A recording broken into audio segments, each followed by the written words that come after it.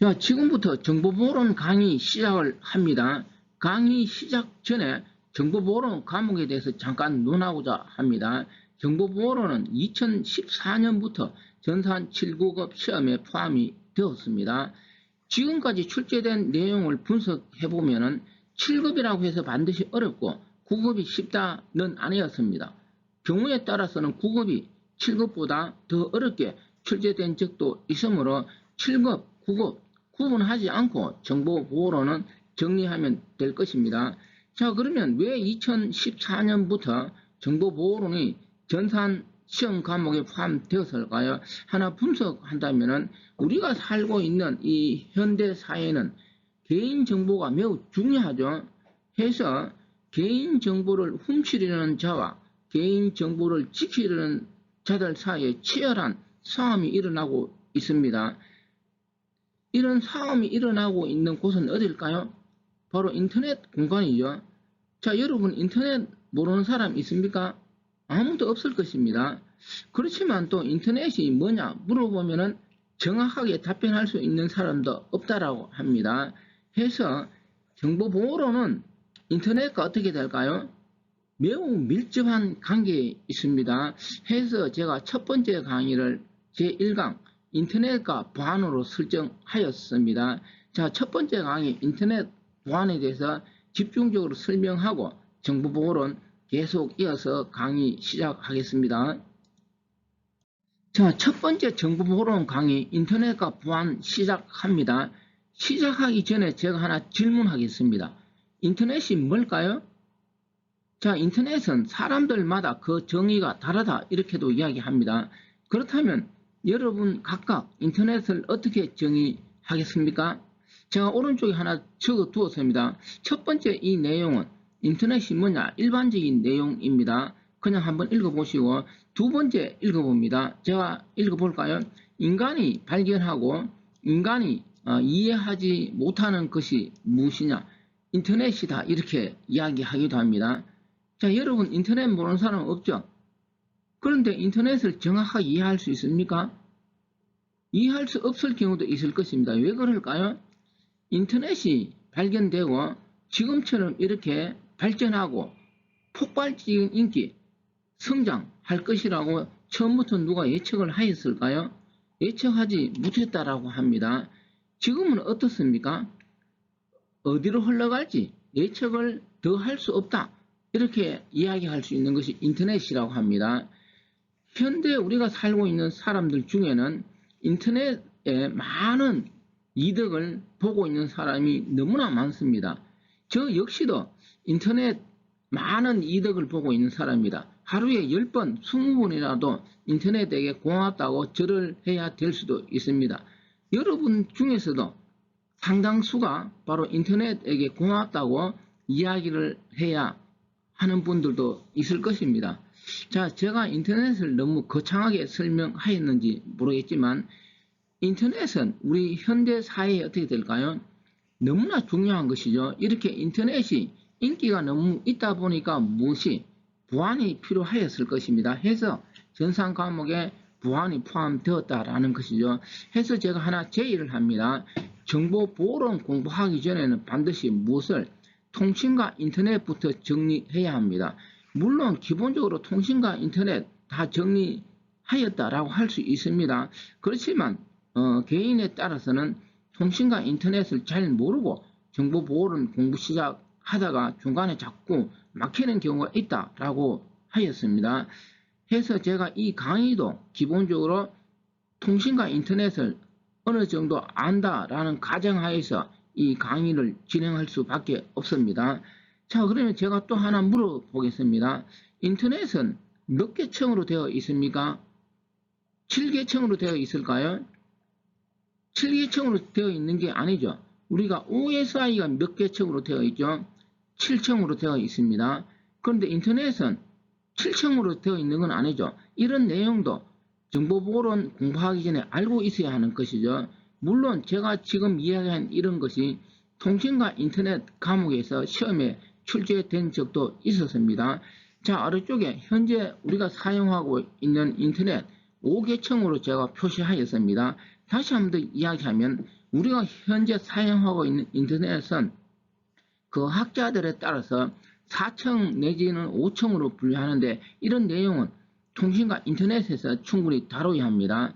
자, 그러면 다시 한 번 더 강조하는데 우리가 현재 사용하고 있는 인터넷은 지금 화면에 보고 있는 최고 위에는 응용층, 그 밑에 전송층, 그리고 네트워크층, 그리고 데이터 링크층, 마지막 밑에 물리층, 이렇게 5개 층으로 분류할 수 있습니다. 인터넷이 처음에 나왔을 때 인터넷에서 사용해야 되는 프로토콜이 있겠죠. 그게 좌측에 찍혀 있습니다. 여러분들이 너무나 잘 알고 있는 HTTP, FTP, SMTP, 텔넷 등등 이런 것이 인터넷 프로토콜이죠. 이런 것이 있어야 우리는 인터넷을 할 수 있는데 처음 인터넷이 나왔을 때는 지금처럼 뭐 악성 코드라든지 해커 이런 개념이 없었을 것입니다. 해서 이런 처음 나온 프로토콜은 무엇이 없었을까요? 보안 기능이 포함되지 않았다라는 것이죠. 인터넷이 인기가 있고 급격하게 성장하다 보니까 해커 등장하고 많은 사람들이 인터넷에 있다 보니까 개인정보를 훔쳐가서 어떤 이득을 취하려고 하는 자들이 많이 생겨났을 것입니다. 해서 필요한 것이 뭘까요? 보안 기능이었을 것입니다. 자, 오른쪽에 적어둔 빨간 글씨로 HTTPS 이런 내용이 뭘까요?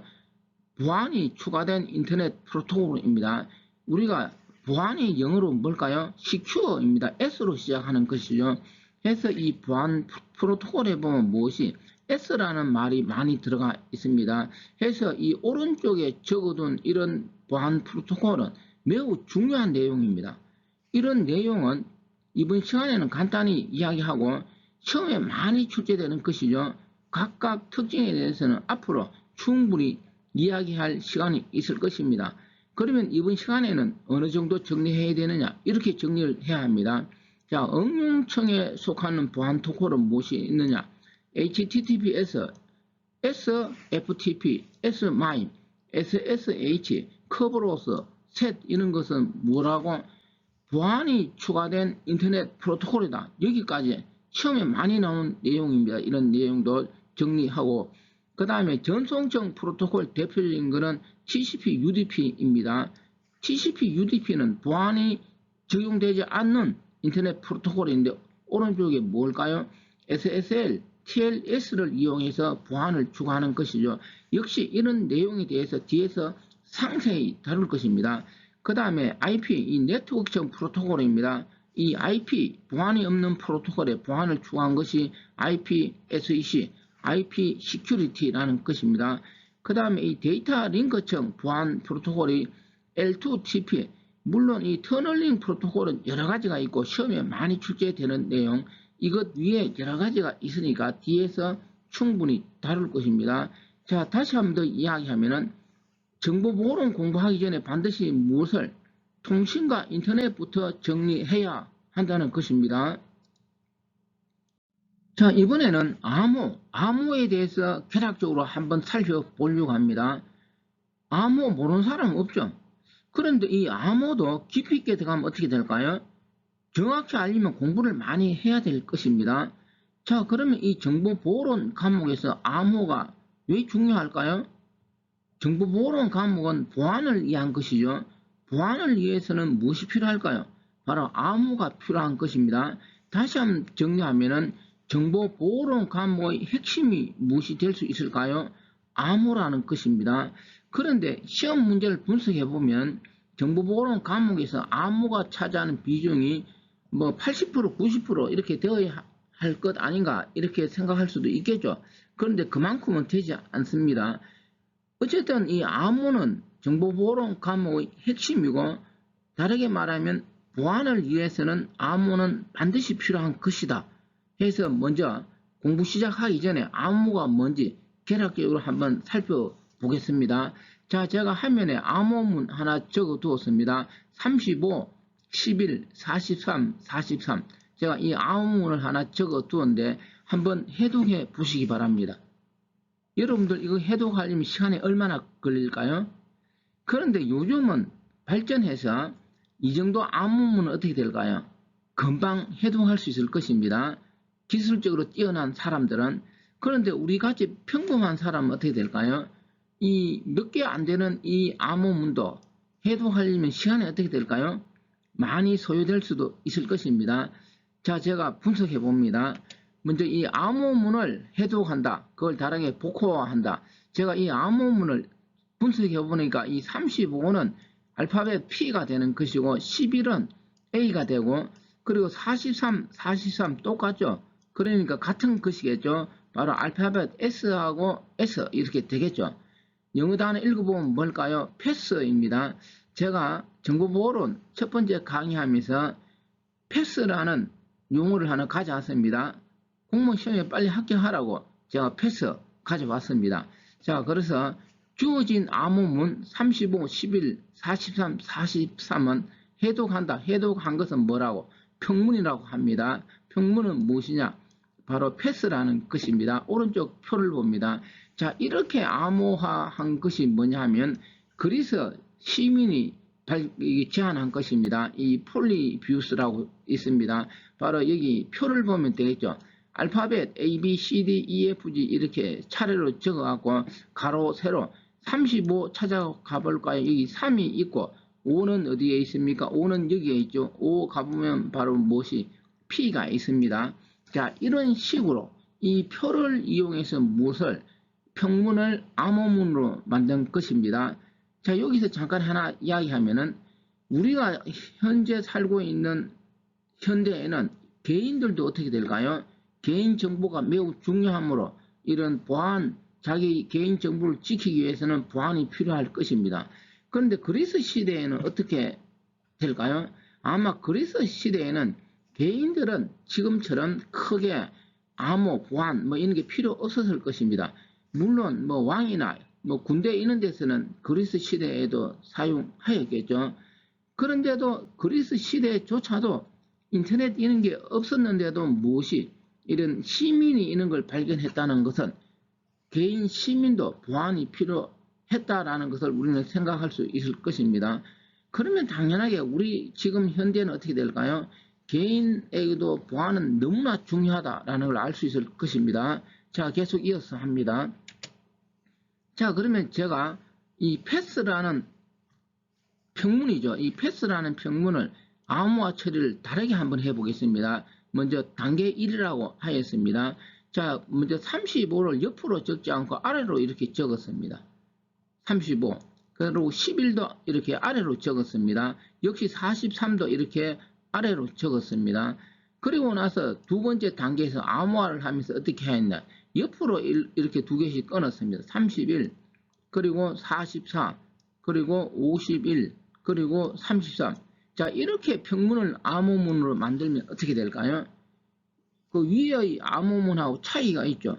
그 위의 암호문에서는 이 패스에서 S 글자가 두 개 있으니까 이 암호문에도 어떻게 될까요? S를 변환하면 43이니까 두 개가 있을 것입니다. 그런데 아래쪽 암호문을 볼까요? 31, 44, 51, 33 똑같은 건 없죠. 자, 그러면 제가 두 가지 암호문을 놓고 이야기한다면은 어느 것이 해독하기 어려울까요? 아래쪽이 해독하기 어렵겠죠. 왜냐하면 똑같은 게 없다라는 것이죠. 근데 처음 제시한 암호문은 어떻게 될까요? 똑같은 43이 있으니까 당연히 해독하기가 쉬울 것입니다. 바로 이렇게 우리가 평문을 암호문으로 만들었을 때는 해독하기가 쉬워야 할까요? 쉬우면 안 되겠죠. 어렵게 하는 것이 뭘까요? 바로 보안에서 다루는 암호 시스템이라는 것입니다. 자, 오른쪽 봅니다. 우리가 이렇게 숫자, 문자 이렇게 변환을 할 때 이런 용어를 쓰는 것이죠. 혼돈 이런 용어를 쓰고 확산 이런 용어를 씁니다. 물론 이런 용어는 뒤에서 충분히 다룰 것입니다. 다시 한번 더 이야기하면 우리가 평문을 암호문으로 만들었을 때 공격자가 해독하기 어렵게 하기 위해서는 무슨 기능이 필요하다. 혼돈과 무슨 기능, 확산 이런 기능이 필요하다 이렇게 이야기합니다. 여러분들이 잘 알죠. 혼돈은 무슨 뜻입니까? 뭐가 뒤죽박죽 섞여서 막 헷갈린다 이런 거죠. 혼돈. 그러면 어떻게 될까요? 혼돈할수록 해독하기 어렵겠죠. 확산은 뭘까요? 확산은 이런 뜻입니다. 예를 들어 어떤 하얀 천이 있을 때 그 천에 잉크를 떨어뜨리면 어떻게 될까요? 이렇게 번져나가는 것이죠. 자, 이런 개념이 확산의 개념입니다. 아무튼 이 혼돈과 확산 용어에 대해서는 뒤에서 충분히 다루도록 하겠습니다. 자, 암호가 무엇인지 간단하게 살펴보았습니다. 자, 여기서 먼저 기출문제 하나 분석을 합니다. 문제 1. SSL 프로토콜에 대한 설명으로 옳지 않는 것은입니다. 2018년 지방구급에서 출제되었는데 먼저 설명하기 전에 이 SSL에 대해서 하나 이야기하면은 전산정보보호론 시험에 너무나 많이 출제되고 있는 프로토콜입니다. 해서 뒤에서 충분히 설명할 것입니다. 여기서는 어쨌든 간단하게 살펴보려고 합니다. 먼저 옳지 않는 것은 정답을 찾아보면 1번이 되는 것입니다. 이 전송청, 네트워크청 사이에서 동작한다라고 되어 있는데 틀렸다. 네트워크청이 아니고 우리가 인터넷은 5청으로 되어 있다라고 제가 이야기하였습니다. 이 SSL은 전송청하고 응용청 사이에서 동작하는 것입니다. 해서 1번 틀렸습니다. 아무튼 이번 시간은 여기까지만 정리하기 바랍니다. 이 내용에 대해서 조금 더 설명하면은 이 SSL 이거 시험에 출제되면서 지금처럼 전송청하고 응용청 사이에서 동작한다 이렇게 출제되기도 한데 그냥 간단하게 SSL은 전송청 프로토콜이다 이렇게도 출제되므로 조심해야 하는 것입니다. 물론 이런 내용도 뒤에서 충분히 살펴볼 것이고 그러면 2번하고 3번하고 4번은 올바른 내용이 될 것입니다. 이 내용은 너무나 시험에 많이 출제되었습니다. 해서 지금 이 시간에 설명하지 않고 뒤에서 이 SSL 프로토콜 다루는 파트에서 상세하게 설명하도록 하겠습니다. 자, 기출문제 하나 더 살펴봅니다. 문제 2로 하였습니다. 이 네트워크청, 다시 말해 인터넷이 되겠죠. 각 청별 보안 프로토콜로 옳지 않는 것은 바로 2014년 국가국어 2014년도 정보보호론이 전산시험에 포함되면서 바로 처음 출제된 내용인데 이 내용은 2014년 처음 출제되었지만 지금 현재에도 이런 스타일로 많이 출제되고 있습니다. 자, 첫 번째 1번 네트워크청 프로토콜 IP 시큐리티 이 내용은 앞에서 살펴보았습니다. 올바른 내용이죠. 두 번째 네트워크청하고 뭐로 되어 있습니까? SFTP 역시 앞에서 제가 제시하였습니다. 이 전송 프로토콜을 무엇 처리한 것일까요? S가 붙으니까 보안 처리한 것이죠. 틀렸습니다. 이 SFTP는 뭘까요? 응용청 보안 프로토콜이죠. 이해되었습니까? 이런 스타일로 처음부터 지금까지 계속 출제가 좀 자주 되고 있는 내용이었습니다. 3번 볼까요? SSH 물론 이 SSH에 대해서도 뒤에서 다룰 기회가 있을 것입니다. 역시 이거는 응용청 올바른 내용이고 이 S마임 우리가 전자우편 이메일 사용되는 것이죠. 역시 응용청 프로토콜 올바른 내용입니다. 자, 이렇게 첫 번째 인터넷과 보안 강의에서 인터넷이 뭔지 좀 이야기하였고 정보보호론 시험에서 어떤 내용이 출제되느냐 이런 내용을 간단하게 살펴보았습니다. 자, 정보보호론 첫 번째 강의 인터넷과 보안이었습니다. 다시 한 번 더 강의를 마치면서 이야기하고 싶은 것은 정보보호론 공부하기 전에 기본적으로 통신과 인터넷은 어느 정도 정리하여야 합니다.